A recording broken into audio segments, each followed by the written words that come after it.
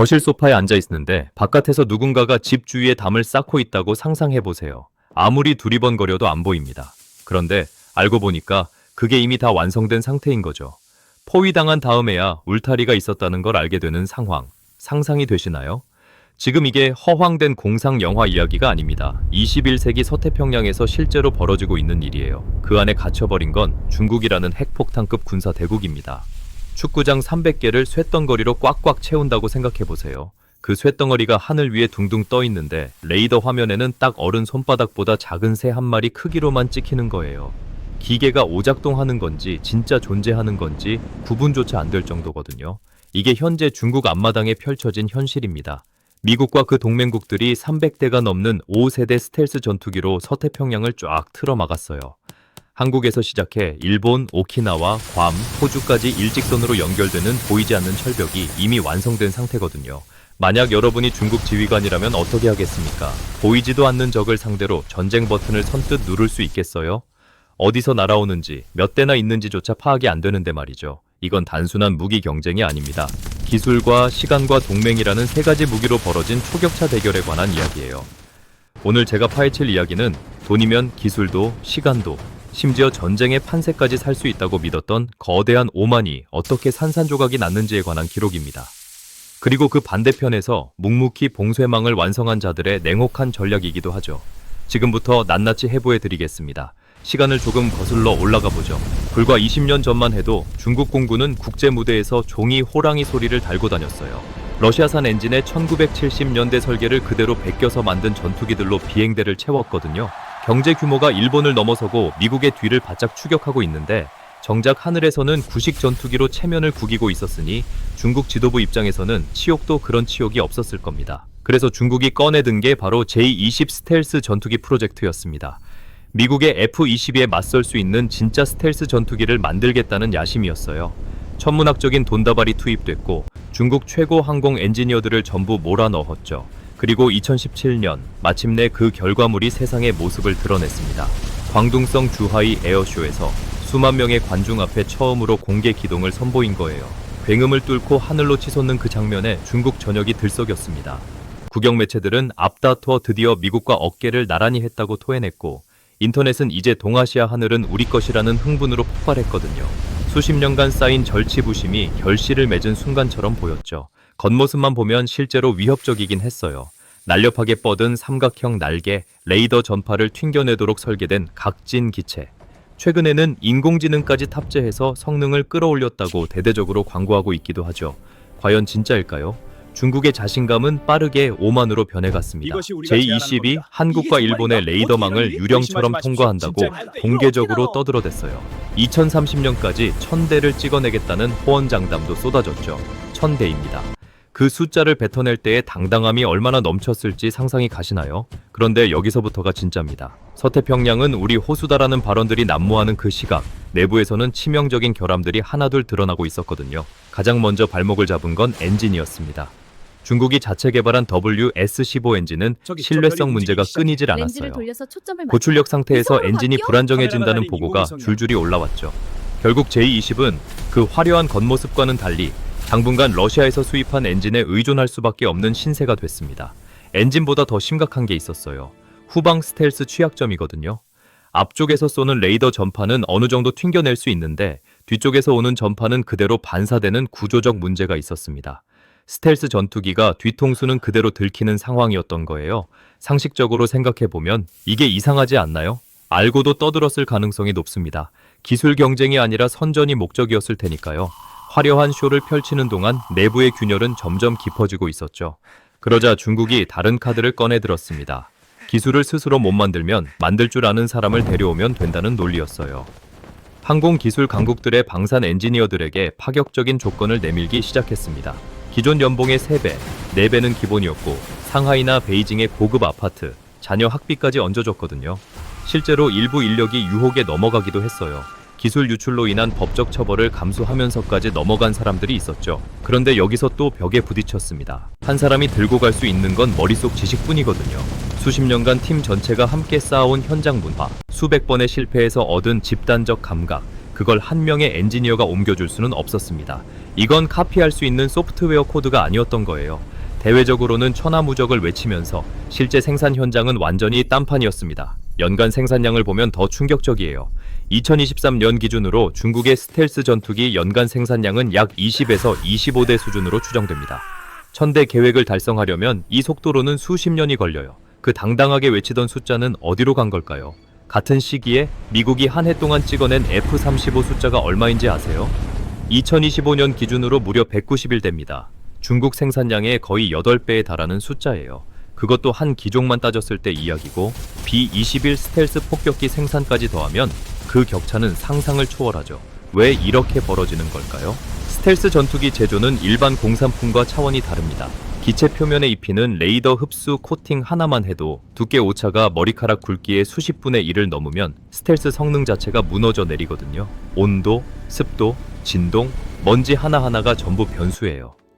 이 수준의 정밀도는 설계도면을 아무리 완벽하게 베껴와도 몸으로 체득한 현장 기술 없이는 절대 재현이 안 됩니다.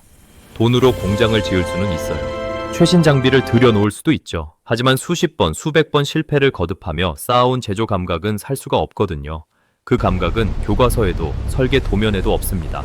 현장에서 땀 흘리며 실패한 사람들의 손끝에만 남아있는 것들이에요. 이게 바로 전문가들이 말하는 암묵지입니다. 문서로 옮길 수 없는 현장에서만 살아있는 지식이거든요. 축구 선수를 키우는 것과 비슷한 거예요. 아무리 좋은 운동장을 지어줘도 아무리 비싼 코치를 데려와도 실전 경기를 수백 번 뛰어본 선수가 가진 감각은 처음부터 만들어지지 않는 겁니다. 실제로 미국의 로키드 마틴 생산 라인에는 F-117 시절부터 일해온 기술자들의 경험이 켜켜이 쌓여 있어요. 그 사람들이 퇴직하기 전에 후배에게 전수하고 그 후배가 또 다음 세대에 물려주는 방식으로 30년 넘게 이어져 온 기술 생태계거든요. 설계도면 어디에도 적혀 있지 않은 그 감각이 바로 중국이 아무리 돈을 퍼부어도 복제할 수 없는 진짜 장벽입니다. 진짜 기술력은 화려한 발표가 아니라 수율이라는 숫자에서 드러납니다. 미국과 동맹국들의 첨단 부품 제조 현장 수율이 90% 안팎인데 비해 중국의 유사 공정은 10에서 20% 수준이라는 분석이 나오고 있습니다. 100개 만들면 고작 10개에서 20개만 쓸 수 있다는 얘기예요. 나머지 80개는 그냥 폐기물이 되는 거죠. 이 격차가 얼마나 심각한 건지 감이 오시나요? 전투기 핵심 부품 제조는 온도 0.1도, 습도 1% 차이가 결과물을 완전히 바꿔버리는 세계입니다. 중국의 스텔스 전투기 생산 공장은 겉으로 보면 번지르르합니다. 최신 설비에 넓은 부지, 자동화 라인까지 갖췄어요. 그런데 정작 그 공장에서 나오는 전투기 숫자는 화려한 외관을 완전히 배신하고 있었죠. 기가 막힌 건 껍데기는 완벽한데 속이 텅 빈 거대한 전시용 시설이나 다름없었다는 거예요. 결국 수천억을 쏟아부은 공장은 기대했던 최정예 전투기 생산 기지가 아니라 돈을 태워버리는 거대한 소각장이 되어가고 있었습니다. 그 모든 허풍이 난무하는 동안 반대편에서는 아주 조용하게 무시무시한 준비가 진행되고 있었습니다. 미국은 시끄럽게 떠들지 않았어요. 기자들 앞에서 우리가 이겼다고 외치지도 않았죠. 대신 숫자가 말하게 뒀습니다. 그리고 그 숫자는 어떤 선전보다 훨씬 냉혹했어요. 괌 앤더슨 기지에는 F-22와 B, 이 폭격기가 끊임없이 교대 투입되고 있습니다. 한 부대가 빠지면 바로 다음 부대가 채워지는 구조니까 사실상 비어있는 날이 없는 상시 전진 기지나 다름없거든요. 중국 본토에서 직선거리로 3,000km가 차야 안 됩니다. 스텔스 폭격기 입장에서는 꽤 편한 거리예요. 여기서 미국이 진짜 천재적인 수를 뒀습니다. 자기들 혼자 전력을 키우는데 그치지 않고 동맹국들의 전력까지 하나의 거대한 그물로 묶어버렸거든요. 한국은 F-35A를 도입해 독자적인 스텔스 전력을 완성했고 일본은 해상작전이 가능한 F-35B를 항공모함급 호위함에 올렸어요. 호주는 이미 72대를 운용 중이고 추가 도입도 진행 중이죠. 이 전력들이 제각각 움직이면 의미가 반감됩니다. 미국은 이걸 링크 16이라는 실시간 전술 데이터 공유 체계로 하나로 꿰어버렸어요. 한국 지상 레이더가 포착한 표적 정보가 즉각 일본 항모 위 F-35B 조종사의 화면에 뜨는 구조입니다. 개별 전투기가 아니라 하나의 뇌처럼 움직이는 통합 전력이 된 거예요. 이게 진짜 축구화 벗기기입니다. 아무리 빠르게 달려봤자 운동장 진입 자체를 봉쇄당하는 구조를 만들어버린 거거든요.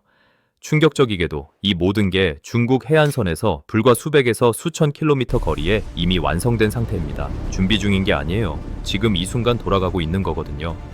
그렇다면 이 철통 같은 봉쇄 앞에서 중국은 어떻게 반응하고 있을까요? 표면은 여전히 강경합니다. 관영 매체를 통해 스텔스 성능이 미국을 앞섰다는 발언이 계속 흘러나오고 있고 대만 해협 인근에서의 군사훈련 강도도 꾸준히 높아지고 있거든요. 왜 하필 강경한 발언은 늘어나는데 실제 행동은 조심스러워지는 걸까요?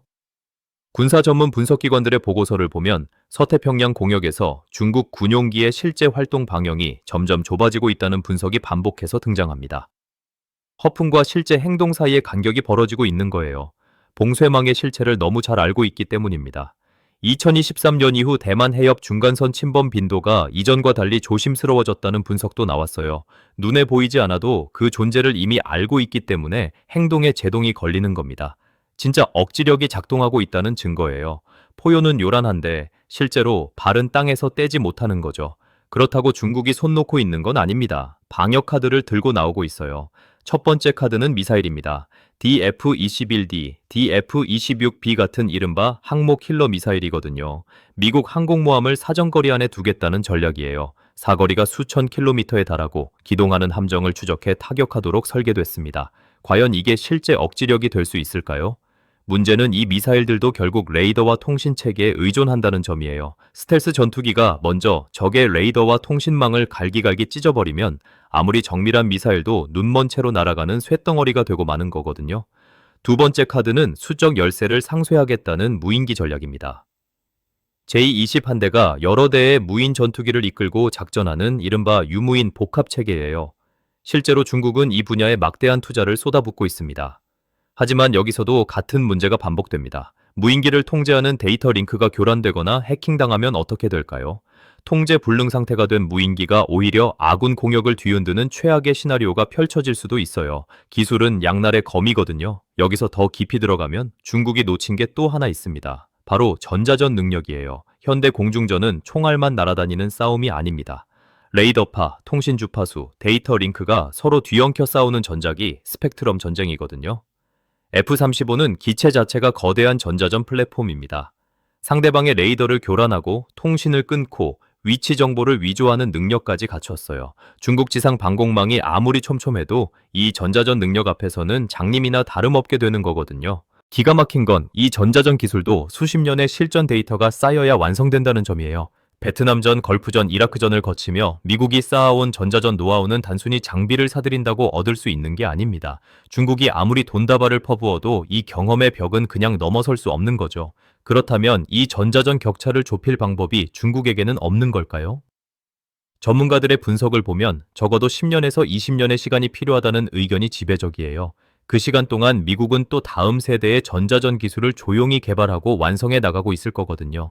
중국이 2040년쯤 전자전 격차를 어느 정도 좁혔다고 해도 그때 미국이 가진 기술은 또 10년을 앞서 있는 상황인 거예요.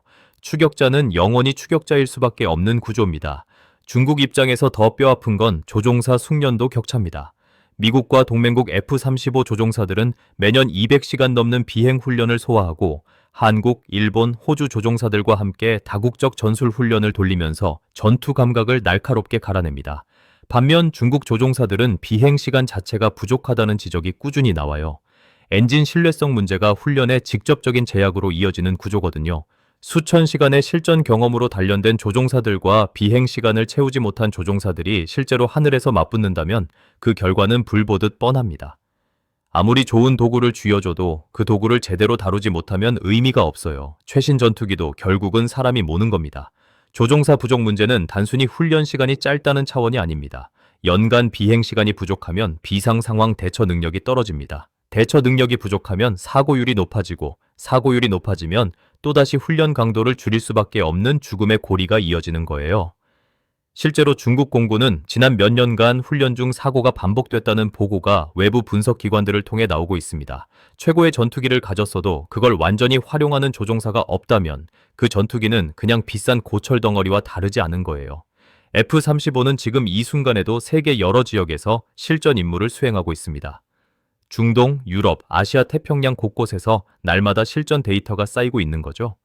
그 모든 임무에서 수집된 데이터가 곧바로 소프트웨어 업데이트로 전 세계 F-35에 동시에 반영되는 구조예요. 전투 경험이 즉각적으로 기술 개선으로 이어지는 선순환이 돌아가고 있는 겁니다.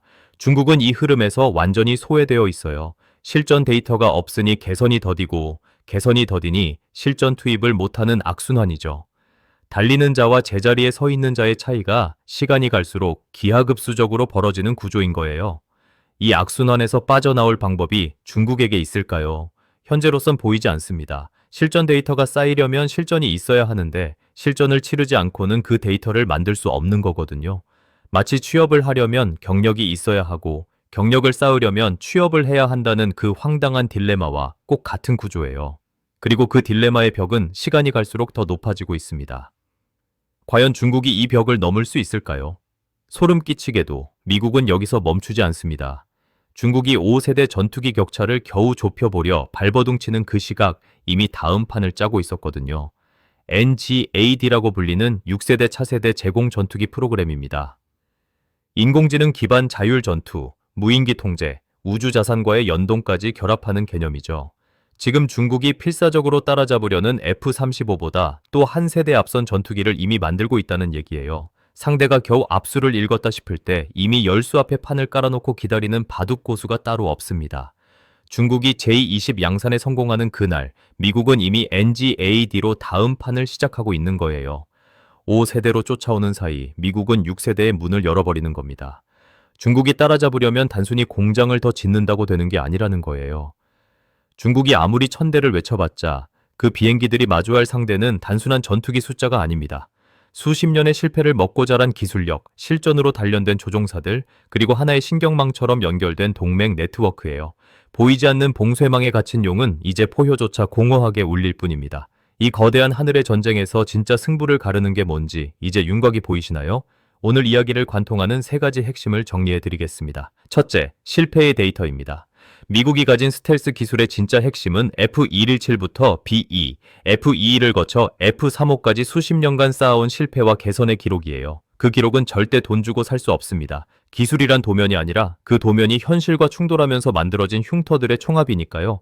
중국이 아무리 빠르게 쫓아오려 해도 이 흉터는 직접 겪지 않으면 얻을 수 없습니다. 둘째, 신뢰 자본입니다. 한국, 일본, 호주가 미국을 중심으로 기꺼이 뭉치는 이유는 단순히 미국이 세기 때문이 아닙니다. 수십 년간 약속을 지켜온 신뢰의 기록 때문이에요. 동맹이란 계약서 한 장이 아니라 쌓아온 신용의 총합이거든요. 신뢰는 돈으로 사는 게 아니라 행동으로 쌓는 거라서 그 역시 시간이 필요한 자산입니다. 중국이 아무리 경제적 유인을 들이밀어도 이 신뢰의 네트워크를 흔들지 못하는 이유가 바로 그거예요. 셋째, 실전으로 단련된 사람들이에요. 조종사, 정비사, 현장 지휘관 모두 마찬가지입니다. 수천 번의 훈련과 실전 임무를 통해 다져진 판단력과 감각은 어떤 인공지능으로도 어떤 구호로도 대체되지 않아요. 이 세 가지가 결합됐을 때 진짜 억지력이 만들어지는 겁니다. 첨단 기술 산업 전반에서 똑같이 적용되는 이야기거든요. 군사기술의 격차는 결국 기초과학, 정밀제조, 소재공학이라는 산업 생태계의 격차와 뿌리가 같습니다. 반도체 칩 하나를 만드는 손끝의 기술, 특수소재 코팅 공정의 감각, 이 모든 것이 하늘의 전쟁과 지상의 산업에서 동시에 작동하는 거거든요. 그래서 이 하늘의 전쟁은 단순한 전투기 숫자 싸움이 아닙니다. 누가 더 오래, 더 많이 실패하면서 기술을 쌓아왔느냐는 질문이에요. 이 질문 앞에서 돈다발만 흔들던 오만이 얼마나 허무하게 무너지는지 오늘 이야기가 보여주지 않았나요? 경제력이 기술력이 되고 기술력이 전력이 되는 데는 그 어떤 지름길도 없습니다. 서태평양의 하늘은 이미 그 답을 알고 있어요. 그 답은 조용하고 냉혹합니다. 유익하셨다면 구독과 좋아요 꾹 눌러주시는 거 아시죠? 저에게 정말 큰 힘이 됩니다. 시청해주셔서 감사합니다.